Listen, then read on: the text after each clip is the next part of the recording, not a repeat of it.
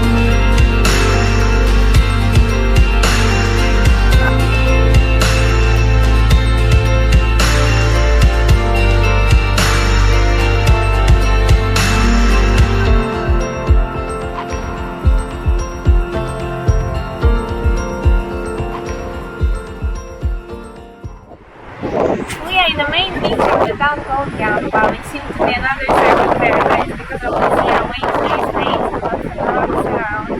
But now we're gonna explore some more beaches. Hopefully we're heading to that lighthouse which you see.